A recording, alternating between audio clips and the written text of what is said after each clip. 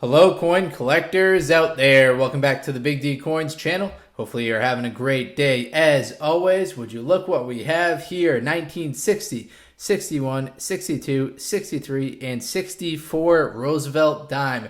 These were the last 5 years that the Roosevelt dime had silver in them. These are 90% silver coins.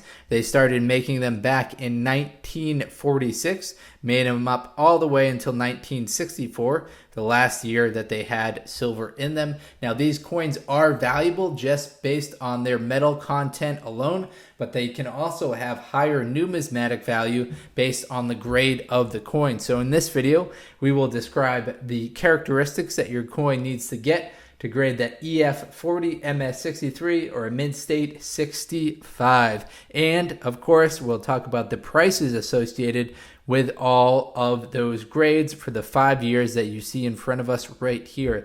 Let's start it off with 1960, and I should point out the mint mark for these coins will be on the reverse side. That's very important because all the modern coins have the mint mark on the obverse side, but prior to 1965, all the coins had the mint mark on the, or some of the coins had them on the reverse side, and others had them on the obverse side.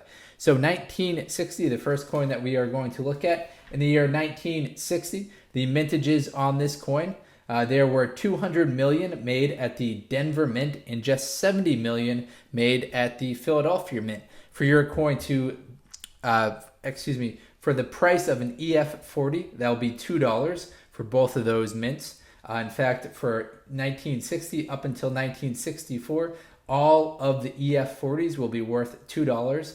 All of the MS63s will be worth $3. All of the MS65s will be worth $5. So that will save you some time, unless you do have a error coin, which there are 3 different ones that I will call out that are listed in the Red Book guide. All right, now back to the mintages. So we had 70 million for the Philadelphia Mint, 200 million for the Denver Mint. Now, I mentioned $2 at the EF40 grade. Let's talk about what the characteristics of that EF40 are. So to get the EF40 grade, you have to have the lines in the torch. So we can kind of barely see them right here, but not too great. You need to see the lines in the flame at the top right there, and the hair has to be very plain. We flip it over, we have to see the lines in the hair. We kind of see the lines in the hair, but we didn't really see the lines on the reverse side of the coin, so it wouldn't get that EF40 grade. To get that MS63 choice uncirculated, you will have to see some distracting contract marks or blemishes in the prime focal areas. Impaired luster is possible, but other than that, it's got to be completely uncirculated.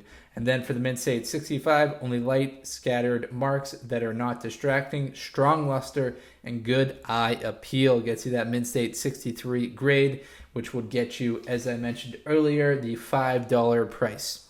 Now let's quickly run through the other coins that I've got right here. We got the 1961. Again, this is a Denver Mint. In 1961 at the Denver Mint, there were 209 million of these coins that were produced. Up to 1962, another Denver Mint coin right here. 1962, the mintages actually went up to 334 million of these were made in 1962 at the Denver Mint. And then we are on to 1963, another Denver Mint coin in 1963, 421.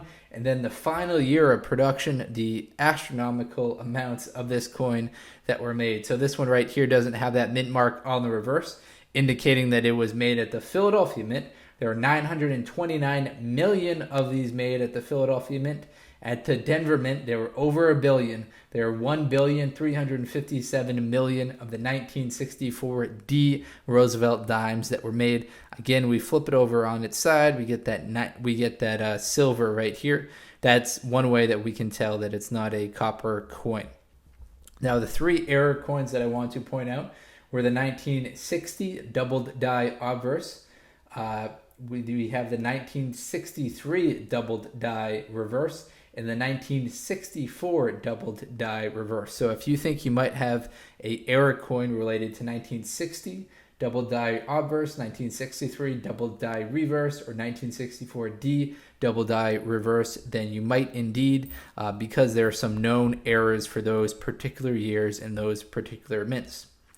All right, going back 1964, 1963, 1962, 1961, and 1960. All right, everyone, hopefully you enjoyed this video. If you've got one of these coins, hopefully I was able to provide you some insight as far as the value and as far as how to grade those coins. Thank you very much, everyone, and best of luck coin collecting out there. Enjoy!